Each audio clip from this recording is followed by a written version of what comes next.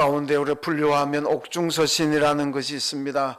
이 옥중서신에는 에필골몬 그래가지고 에베소, 빌립보서, 골로새서, 빌레몬서 이 네 권을 우리 옥중서신이라 그럽니다.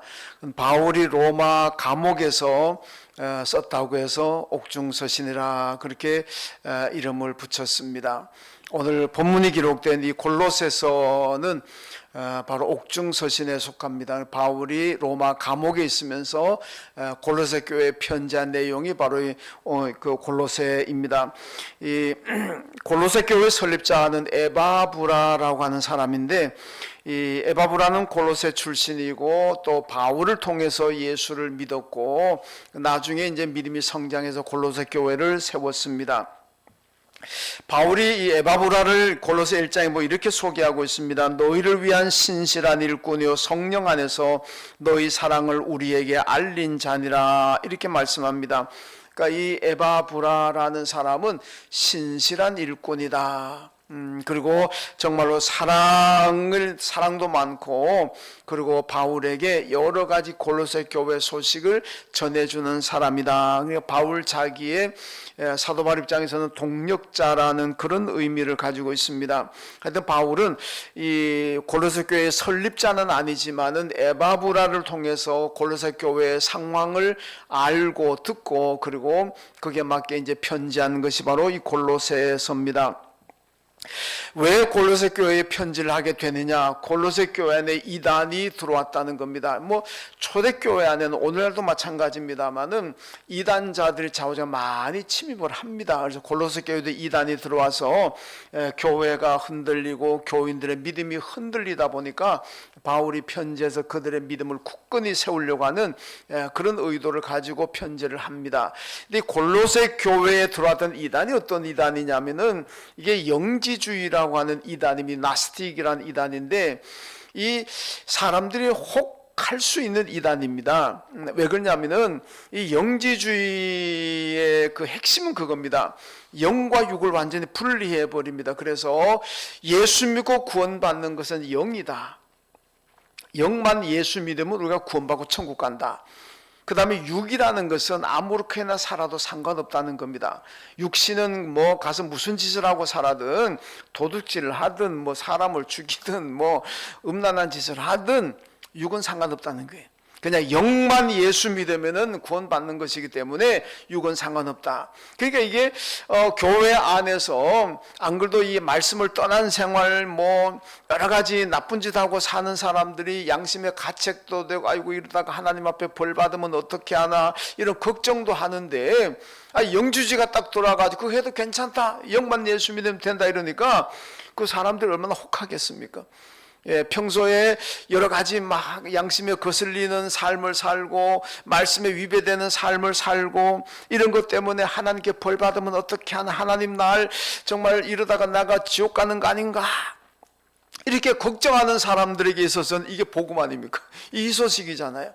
오늘날도 마찬가지입니다. 오늘날도 내가 예수 믿는다 그러면서 말씀대로 살아가지 못하고 세상에 나가서 도덕적으로 윤리적으로 비난받을 수 있는 그런 삶을 살아가는 사람들은 살면서도 마음에 찔리잖아요. 내가 예수 믿는데 내가 그래도 직분자인데 이러면 안 되는데 이거 하나님께서 이것 때문에 날 벌 주면 어떻게 하나 이런 그 걱정이 있잖아요. 불안감이 있잖아요. 그러니까 천둥 벼락만 치면 아이쿠야 이거 내가 벼락 맞는 거 아닌가 이렇게 되잖아요. 그런데 이런 사람들 현대인이든지 옛날 골로새 교회든지 간에 이런 사람들에게 있어서 영지주의의 가르침이라는 거는 이거는 정말 혹할 수밖에.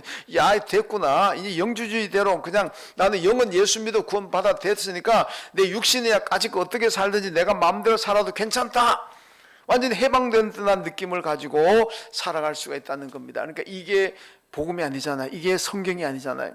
그래서 이것 때문에 골로새 교회가 많이 흔들렸다는 얘기입니다. 그래서 이런 영지주의라는 이단으로부터 골로새 교회를 보호하기 위해서 바울이 쓴 편지가 바로 골로새서라는 말씀입니다. 이 오늘 본문 앞에 보면 3절에 보면은 이 골로새 교인들에게 예수를 소개하고 있는데 그리스도 안에는 지혜와 지식의 모든 보화가 감추어져 있느니라 이렇게 말씀합니다. 여러분, 예수 안에 있는 이 보화라는 게 무엇이겠습니까? 보배가 무엇이겠습니까?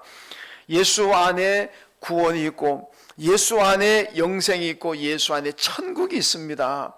여러분, 우리가 정말 궁극적으로 소망하고 꿈꾸는 것이 구원이고 천국이고 영생 아닙니까? 이 세 가지는 예수 안에 있습니다. 예수를 통해서 우리가 받게 되는 줄로 믿습니다. 그러니까 예수 떠나면은 이런 게 없습니다. 그러니까 예수님이 얼마나 보배로운 분입니까? 여러분, 사람들은 예수를 부끄러워하잖아요. 로마인들이 예수 믿는 거 부끄러워하니까 바울이 로마서 1장에서 뭐라 합니까? 나는 예수를 부끄러워하지 않습니다. 예수의 십자가가 나의 능력입니다. 부끄러워하는 사람들에게 바울은 나는 예수 안 부끄럽습니다. 왜냐? 예수를 통해서 내가 구원받고 영생 얻는데, 사람들은 예수가 십자가 죽었고 고난받고 피 흘리고 아이고 불쌍하다, 아이고 저렇게 나약한 예수를 왜 믿나, 그렇게도 생각할 수 있지만은 천만의 말씀, 예수 안에 구원이 있고 영생이 있고 천국이 있고 예수 안에 축복이 있습니다. 그것을 우리가 예수를 통해서 받으니까 여러분, 예수가 얼마나 보배로우신 분이 보화이십니까? 고린도서 4장에서 바울이 얘기합니다. 우리는 다 질그릇이라 그러잖아요. 여러분, 질그릇이라는 게 손님 왔을 때 질그릇에다가 무슨 밥상 차릴 수 있습니까? 안 되잖아요. 질그릇은 옛날로 말하면은 그냥 종들이나 집안에 미안합니다, 머슴들이나 이런 분들한테 그냥 질그릇 주고, 거지들이 바보들로 다닐 때 그냥 질그릇 가지고 다니고, 좀 미안한 얘기입니다는 개한테 밥 줄 때 쓰는 거 아닙니까? 그런데요,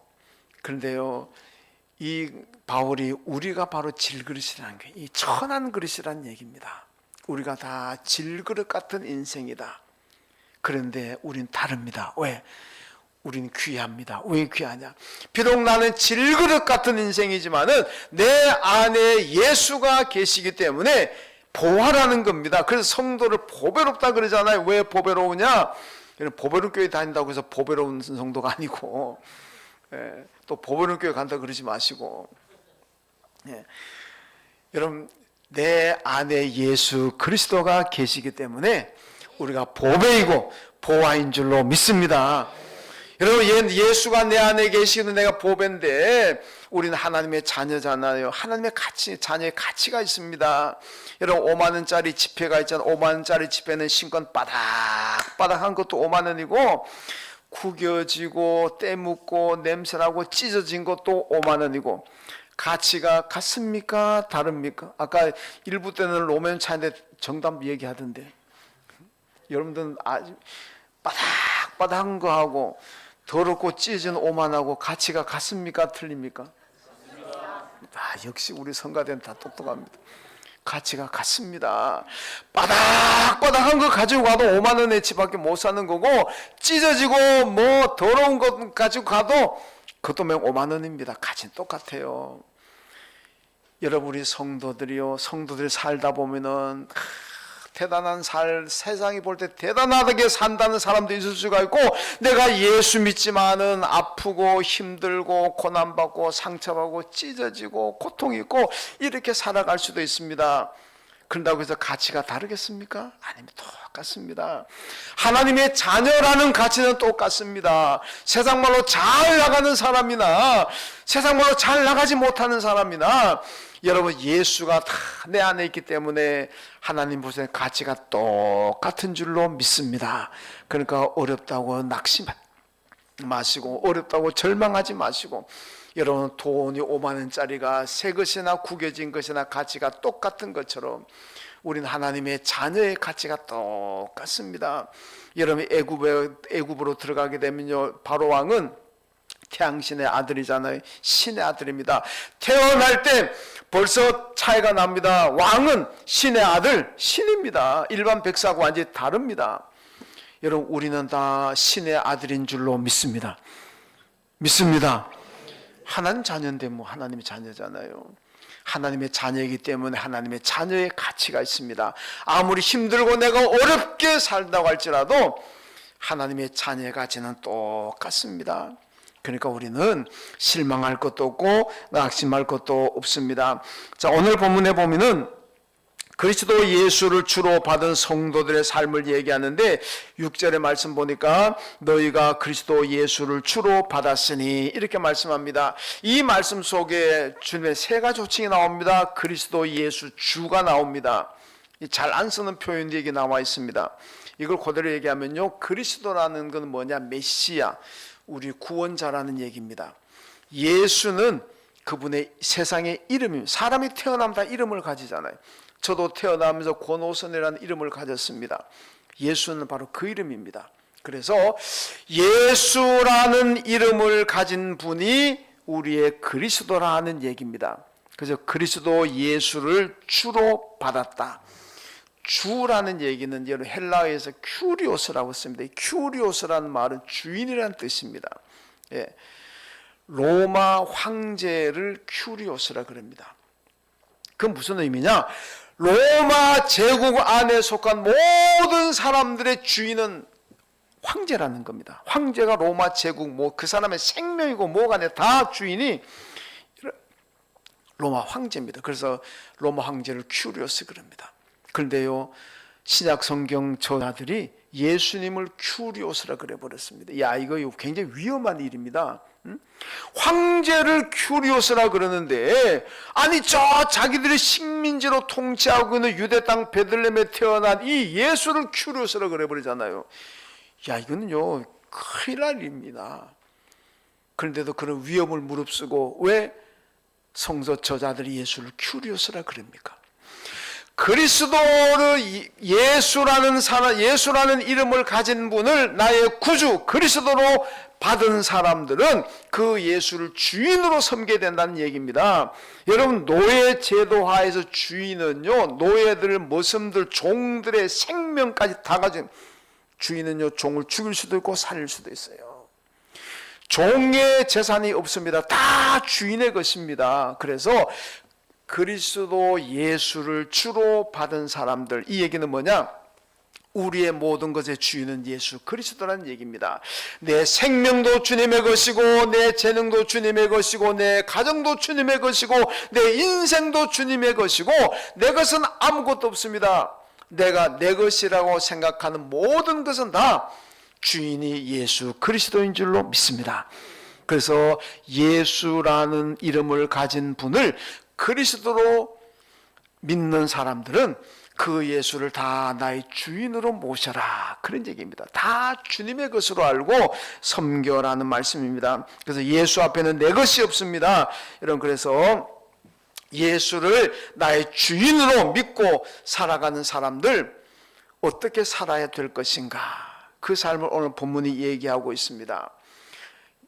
예수라는 이름을 가진 분을 그리스도로 믿고 그분을 나의 주인으로 섬기는 사람들은 오늘 본문에서 이렇게 살아라. 그러면 그게 바로 올바른 믿음이고, 그런 믿음을 가지면은 이단 사이비도 이길 수가 있다, 그 말씀을 지금 하고 있습니다. 자, 먼저 여러분이 그리스도 예수를 주로 모신 사람들은 예수 안에서 행해야 된다, 이렇게 말씀합니다. 오늘 본문 6절에 보니까 그러므로 너희가 그리스도 예수를 주로 받았으니 그 안에서 행하되, 이렇게 말씀합니다. 그 안에서 행하라, 예수 안에서 행하라는 겁니다. 여러분, 우리 예안교회 설립 모토가 뭡니까? 예수 안에서 교제하며 회복하는 교회. 우리 교회는 예수 안에 행해야 됩니다. 예수 안에서 예배로 교제하고, 기도로 교제하고, 섬김으로 교제하고, 찬양으로 교제하고, 이 교제가 잘 이루어질 때에 여러분, 이 안에 치유가 일어나고 회복이 될 줄로 믿습니다.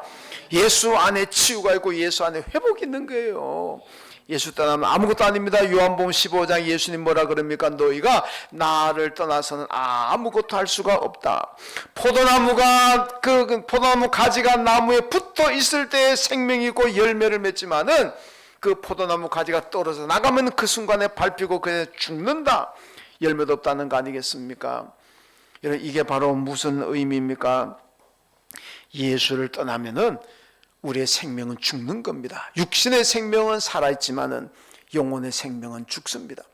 전도서에서 여러분 뭐라 그럽니까? 하나님을 떠난 일은 다 헛되다 그러잖아요. 뭐 사람들은 와 대단하다, 금자탑이다, 뭐 어쩌고 이게 신화적인 일이다 그러지만은 그게요, 하나님 떠나서 행하는 일은 다 헛됩니다. 왜? 하나님 인정하지 않으니까. 신약으로 말하면 예수 떠나서 행하는 일은 세상 사람들은 우와 그래도 여러분 그 다 헛된 겁니다. 아무것도 아닌 거예요.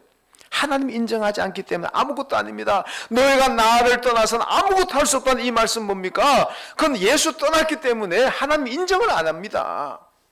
여러분들이 백날 무슨 일을 했던 위대한 업적을 남겼더라도 하나님 인정 안 해버리면 그건 아무것도 아니라는 얘기입니다.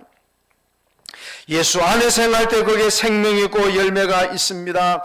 여러분 역대하서 11장에 보면은요, 솔로몬의 아들 르호보암이 이스라엘의 왕이 되었는데 3년 동안 나라가 평탄하고 3년 동안 나라가 안정됐다는 얘기입니다. 부강했다는 겁니다. 3년만 됐대요. 왜 3년간만 나라가 형통하냐? 르호보암과 백성들이 3년 동안만 하나님을 잘 섬기고 3년 동안만 하나님 말씀을 잘 따랐습니다. 그러니까 하나님도 3년 동안만 잘 되게 해주셨어요. 3년 지나고 난 다음에는 그들이 하나님을 떠났기 때문에 결국은 나라와 백성들의 고통이 왔다는 거 아니겠습니까? 여러분 똑같은 얘기가 역대하 26장에도 나옵니다. 거기 이제 우시아라는 왕이 있는데 이 우시아 왕이 16살에 임금이 되어가지고 52년을 통치하다가 죽습니다. 그런데요, 그 우시아 왕이 통치할 때 스가랴 선지자가 있었는데 이 스가랴 선지자가 우시아 왕을 잘 받들고 신앙적으로 잘 조언을 하고 임금님 하나님을 잘 섬겨야 됩니다. 말씀에 순종해야 됩니다. 그러니까 그 우시아 왕이 스가랴 선지자의 말을 듣고 하나님을 잘 섬겼습니다. 하나님 잘 따랐습니다. 그랬더니 우시아 왕이 왕시대에 복을 많이 받아가지고 우시아 왕의 명성이 애굽의 변방에까지 갔다 그랬습니다. 여러분 그게 성경에 그렇게 나옵니다. 요즘에 인터넷 시대다 보니까 뭐 여기서도 온 세계 정보 다 알지만은 여러분 그 옛날에 어떻게 합니까? 그런데 우시아 왕의 명성이 애굽의 구석구석까지 다 전달됐다는 거예요. 그럼 이 왕이 얼마나 위대한 임금입니까? 그런데요, 스가랴 선자가 죽고 난 다음에 우시아 왕이 하나님을 떠났습니다. 그때부터 나라가 불행하게 되고 우시아 왕이 문둥병에 걸리고 결국 궁궐에서 추방되어 가지고 격리 생활하다 비참하게 죽습니다. 여러분 르호보암은 3년 동안 하나님 잘 섬기니까 3년 동안 하나님께서 그 나라 복을 주셨고, 우시아 왕은 스가랴 선자가 살아있는 동안에 하나님을 잘 섬기니까 스가랴 선자가 살아있을 동안에 그의 명성이 애국까지 전해지도록 하나님 축복하셨는데 스가랴가 죽고 난 다음에 하나님 떠나니까 거기에 국가적인 불행이 임하고 우시아 왕 개인에게도 불행이 임했다는 거 아닙니까? 여러분 우리가 어느 시대에 살든지 하나님 말씀 잘 따르고 순종하고 믿음으로 살아가면, 그렇게 내가 하나님을 잘 따르고 하나님 믿음으로 살아갈 동안에는 여러분과 우리의 삶이 다 형통하고 평안할 줄로 믿습니다. 하나님을 떠나면은 그 순간 동안 나무가지가 떨어져 나오면 그 순간 죽는 것처럼 그렇게 되는 겁니다. 그러니까 여러분 우리가 죽을 때까지 하나님 잘 섬기면은 죽을 때까지 복 받을 줄로 믿습니다. 죽을 때까지 좀 표현이 좀 그렇습니다만은 여러분 사도행전에 보면요, 바울의 박해자들이 바울을 따라다니면서 방해하고 박해합니다. 데살로니가 가니까 데살로니가 따라오고, 베레아 가니까 베레아 따라오고, 아덴 가니까 아덴 따라오고, 고린도 가니까 고린도 따라오고, 예루살렘 가니까 예루살렘 따라오고. 야, 지독하게 따라가는 이 사람들은요, 방해하기 위해서 따르는 사람들, 하나님의 말씀을 거역하고 따르는 사람들입니다. 그런데요, 또 한번 보세요. 브리스길라와 아굴라라는 부부가 있는데 이 사람들은요, 로마에 있다가 바울이 고린도로 오니까 고린도 따라가고, 바울이 에베소 가니까 에베소 따라가고, 에베소에서 로마로 다시 가니까 또 다시 로마로 가고. 이 사람들은 바울을 졸졸 따라다니는데 뭐하러 따라다니냐?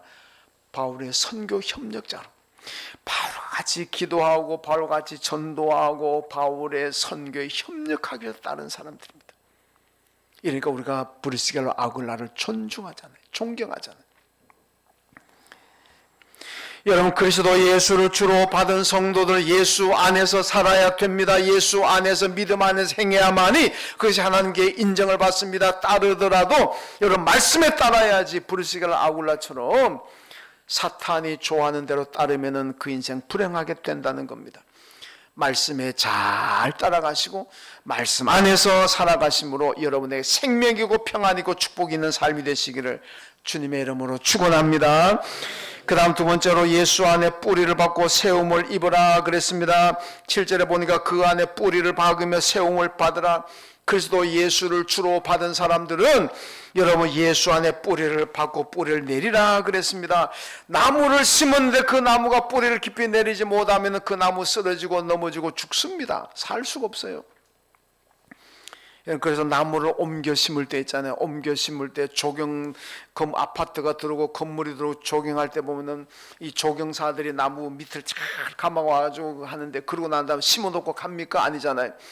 지주대를 세우고 줄로 묶고 딱 버티게 하잖아요.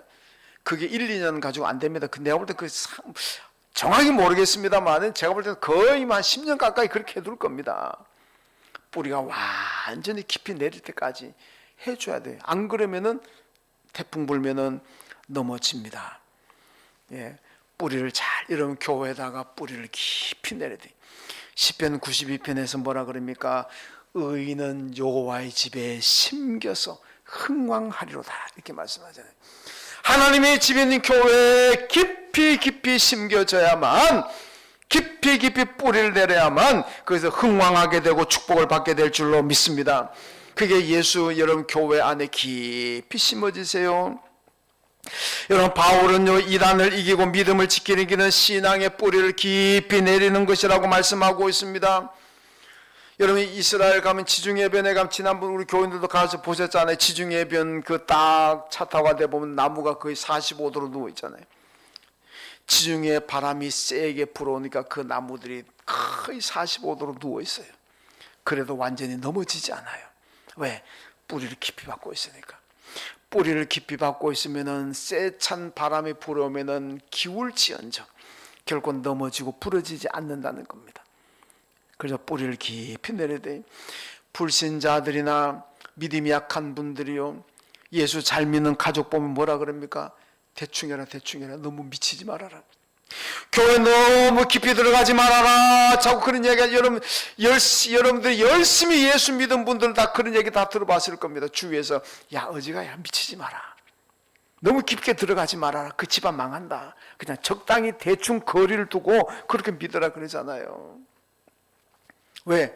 그렇게 교회 깊이 뿌리를 내리고 믿음 깊이 들어가면은 집안 망할까봐. 아파트 문서 다 교회 갖다 바칠까봐. 은행에 있는 잔고 다 빼가지고 교회 갖다 다 헌금할까봐. 집 팔아가 다 갖다 바칠까봐. 여러분은 마귀는, 이단자들은 그런 걸 요구하지만은요, 하나님은 그러지 않습니다. 여러분들 먹고 살아야지. 집이 있어야 될 거 아닙니까? 여러분들이 아파트 팔아가지고 은행 잔고 다 빼가지고 예한교회 헌금 받나 가지고 와보세요. 내가 받는가 안 받는가. 저는 돌려보낼 겁니다. 하나님한테 책망 안 받을 것 같아요. 왜? 먹고 살 건 놔둬야지.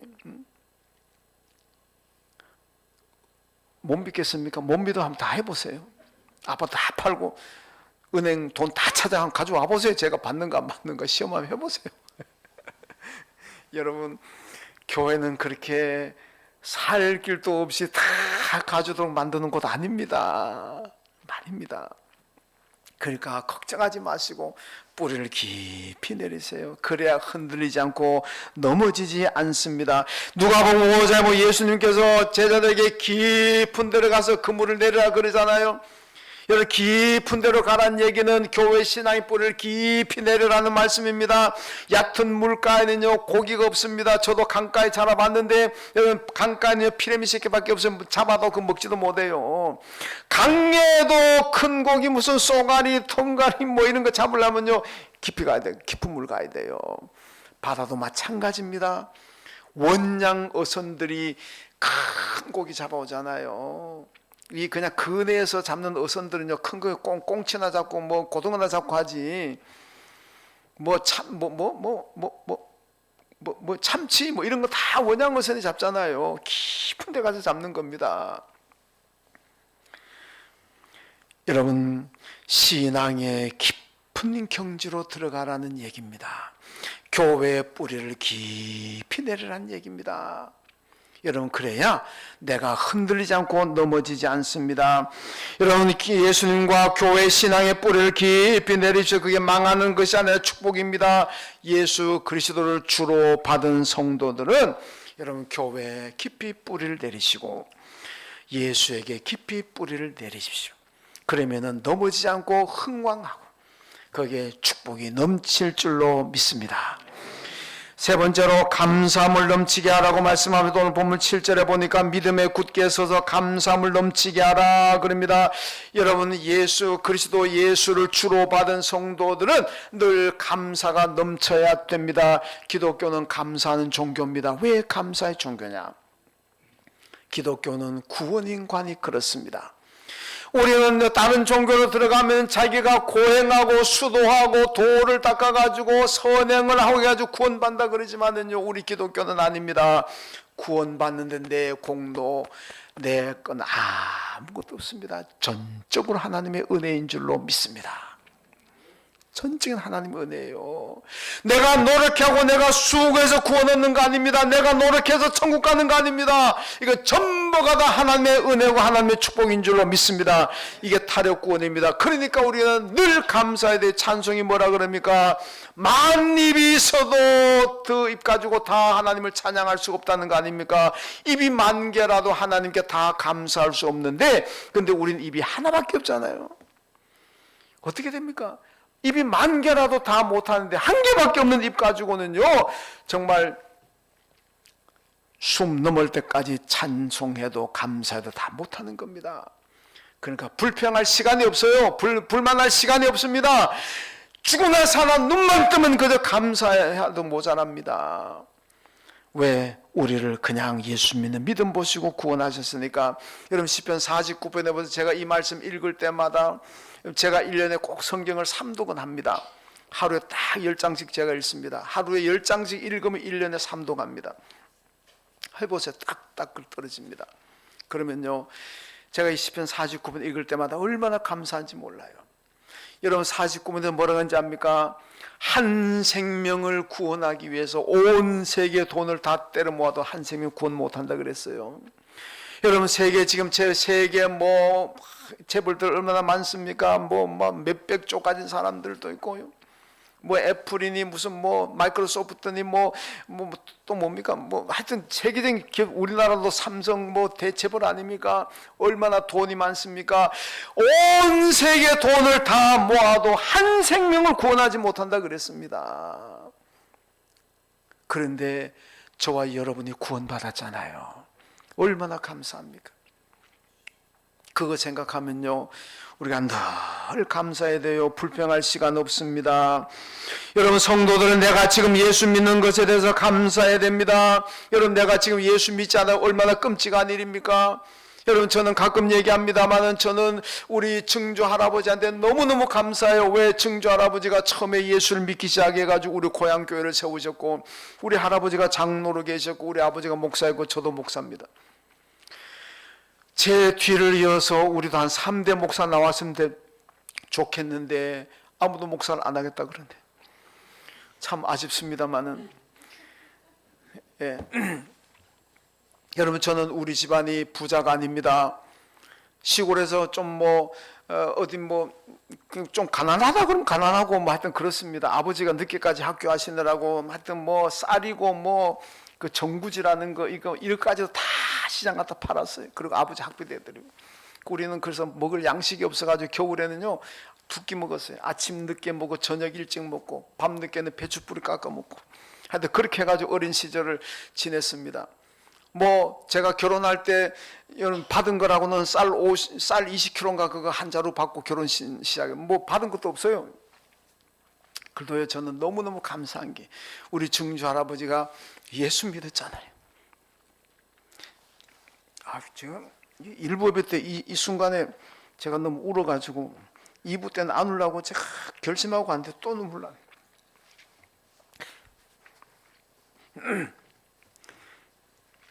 저는 우리 조상들에게 받은 거 없지만 믿음 받았어요. 나는 그게 너무너무 감사해요. 대재벌 아니더라도 믿음의 가문에 태어났다는 게, 내가 지금 만약에 우리 조상들이 예수 안 믿어가지고 나도 지금 예수 안 믿고 살아간다면 얼마나 끔찍할까.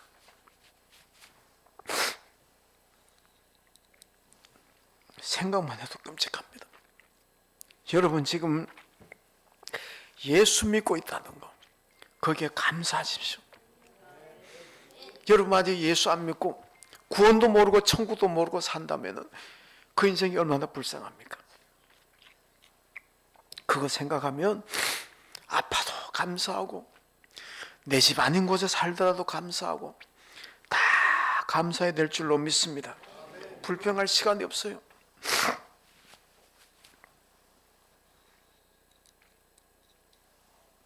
여러분 사람들은요 자꾸 나이가 들면은 사후 세계를 모르니까 불안해하잖아요. 내가 죽고 나면 어떻게 되나. 그 불안하다 보니까 우리나라 속담에 똥밭에 굴러도 저승보단 이생이 낫다, 불안하니까. 그런데 여러분 우리 그리스도인들은요, 그리스도 예수를 주로 받은 사람들은 천국을 가지고 있잖아요. 영생을 가지고 있잖아요. 불안할 게 뭐 있고 걱정할 게 뭐 있습니까? 이 세상에 살게 하면 사는 거 감사하고, 하나님 날 불러가시면 천국 가니까 감사하고, 그저 이래도 감사하고 저래도 감사하고. 저는 죽음에 대한 두려움이 없습니다. 뭐 그냥 하나님 살라고 하면 살고 오라고 하면 가는 거고, 그럼 천국 가는 거지. 뭐 알뜰히 뭐 그것 때문에 그냥 그런 거 없어요.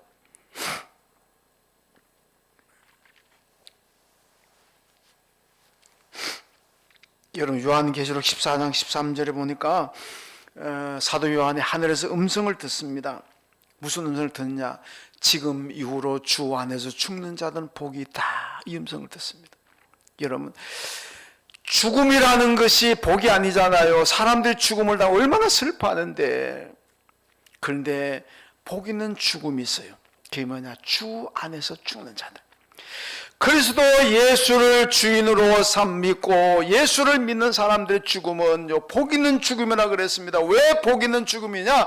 천국 가서 영생하니까. 뭐 다른 게 아닙니다. 무슨 예수 믿고 죽었다고 해서 뭐 금덩어리가 내려오고 무슨 뭐 아파트 한 채 국가에서 죽고 뭐 그래가지고 복 있는 게 아니라, 여러분 예수 믿고 죽는 사람들은 천국 가니까. 그래서 지금 이후로 예수 이후로 예수 믿고 죽는 사람 복이 있다 그랬습니다. D.L. 무디가 죽으면서 나 하늘나라 이사간다, 슬퍼하지 말아라. 이화여대 총장대 김한란 박사가 나는 천국 가니까 슬픈 찬송 부르지 말고 행진곡 기쁜 찬송 불러달라. 여러분 다 천국 가는 거예요. 그러니까 우리는 늘 감사해야 됩니다. 감사하면은 마귀가 못 옵니다. 불평불만하면 마귀가 내 집이라 생각하고 찾아오지만은, 감사하는 사람에게는 마귀가 왔다가도 신명기 28장에 뭐라 그러니까 한 길로 왔다가 7길로 도망간다 그랬어요. 콤비백산 도망갑니다. 감사하면 하나님의 축복을 받고, 감사하면 마귀도 물리치고, 얼마나 좋은 일입니까? 여러분 그리스도 예수를 주로 받았으니까 늘 감사하며 사시기를 주님의 이름으로 축원합니다. 하나님 아버지 감사합니다. 우리가 그리스도 예수를 주인으로 삼고 주로 받았습니다. 우리 모두가 신앙인답게 예수 안에서 행하게 하시고, 교회에 예수의 뿌리를 깊이 박게 하시고, 감사하며 살아가는 저희들 되게 하여 주옵소서. 예수님의 이름으로 기도하옵나이다. 아멘. 하나님 아버지 들으시는